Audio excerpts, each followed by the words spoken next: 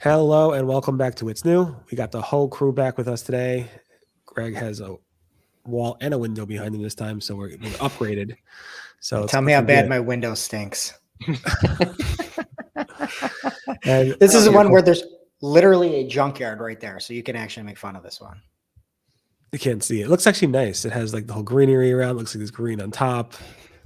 So it looks nice. I prefer this over the wall so far, but it's a work in progress, just like Google's algorithm changes. So, all right. So we got Crystal, Greg, and Mordy. I'm going to talk about more of these ranking volatility things. Greg, what are you talking about? Break out your scrubs because we are going to dissect a gray anatomy of a Google Ads test. Local results become iconic on search engine. And Crystal. Some schema updates. And let's start with Greg. Go ahead. All right. And friend of the show, Gagan Gotra, over on X, had found a Google Ads test in the wild that has these very big gray blocks. And in those blocks, there are promoted, they're for different items. So there's promoted products, which is shopping, formerly known as like PLA ads, where you can see the image. And then there's promoted results, which appear to be like the standard search RSAs. And then under that, in some examples, there's like another gray where it's like all results, and then you can see like everything else in there. So it's sort of breaking them up in a different section. I don't really get this one. So it's in this case, the best thing I can say, and Gagan has a great video on this too. So go check it out over on X. But everything that's in promoted is gray. However, this test in the wild, like he was doing a bunch of different searches, like for like blue dress and things like that. And there was just a promoted products in gray. And then underneath it were just normal products and search results. And to me, in some of those tests, it looked like the entirety of all the SERPs was promoted because there wasn't this other gray block in there. So this is kind of a strange one. I would say, like, if this does roll out, I would like to see, hopefully, that there's gray blocks for each, that for the promoted stuff, there's one that separates it. And then for organic or other or all or whatever they want to call it, it says all results in his example. I would like to see that be gray, just so there is some of that. At the end of the day, though, whenever there's more focus on what is an ad, that typically is not the way that the test will like survive. Usually the more an ad looks like an organic result, the more we see that be pushed out. So I'm not too confident where we're going to see this in like the light of day. Yeah, I mean, God forbid we should know it's an ad, right? The thing I find interesting though is that it seems to be fine for Amazon. Like the Amazon promoted stuff. I'm like, that's a promoted thing. Okay. Like, and I just go like, and I think sometimes it has to do with like the algorithm. If you trust that the algorithm's like pretty good, then you'll kind of pay attention to the promoted stuff. If you're not sure, then like, I don't know. But I think that like, yeah, we'll see. We'll see if they're that was Google's thing always with Google Ads. Like sometimes our ads are better and more relevant than our organic results because our ad algorithms are great.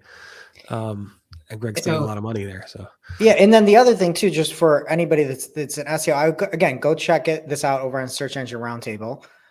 But the example here, it's just more space that the ads take up pixel wise, just pixel wise. There's so many more pixels there, and it's going to keep pushing, organic down. The organic down. Yeah. It does. Yeah. It did seem buggy to me how wide and how tall that thing was. So we'll see if it launches. I agree with you. I don't think it's going to launch, but we'll see. And moving on to the Google search ranking volatility. Surprise, surprise, news. There is more ranking volatility. It hasn't actually stopped since the core update started. The ranking volatility is just, I don't know, it's just so heated. And I'm a little bit surprised. I thought maybe the couple days after the core ranking update was finished on September 3rd that it would take a couple days to actually cool down. But now we're on day 8 after the core update has finished, according to Google, and it's still very volatile. Still a lot of comments and complaints about it, about ranking changes and so forth. A lot of people still saying, I don't know what's going on, which is more of the same. Mordy seems to disagree. No, I'm just saying it's bonkers. I agree. Why would I disagree with you? I can't disagree with you. You can. Your show. Yeah, so more of the same. But moving on, we have some new Google properties, I believe. Crystal. Yes. So if you are somebody who is a structured data nerd, like myself, then you might be interested to know that they have introduced another structured data property for videos. So Google now supports ineligible region property, which is useful. For instance, like I think in the UK, for instance, you can't always get stuff from Comedy Central, for instance. So this means that you're able to add it into there. So there's documentation on Search Engine Roundtable that talks about it. And this is useful if you've got videos on your website. However, I think a lot of this stuff is probably going to pull through directly from YouTube. But this might mean that you might see different regions, different folks from different regions, like not even getting served your video if you have content that, or if you have links that's coming through from YouTube videos that, from certain regions, they might not even get to that page.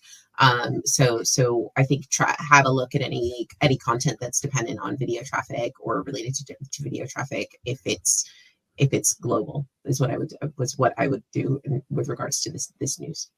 For sure. And there's one little thing. If you do only want to have your video available in one region, you could say region available, or it's called regions allowed. And that will, instead of using regions, ineligible regions, you can do it's called regions allowed property instead of excluding everything, and just have this. If you just want your video in the US, you could just use the regions allowed as opposed to ineligible. So that's a cool little snippet there as well. And then moving on to local tests. This was a weird one, Mordy, right?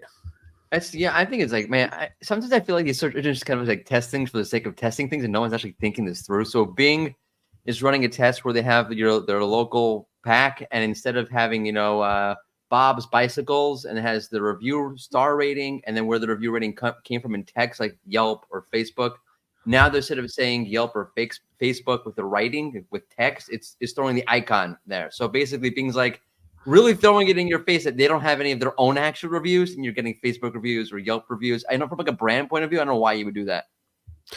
I think it's to get back at Google.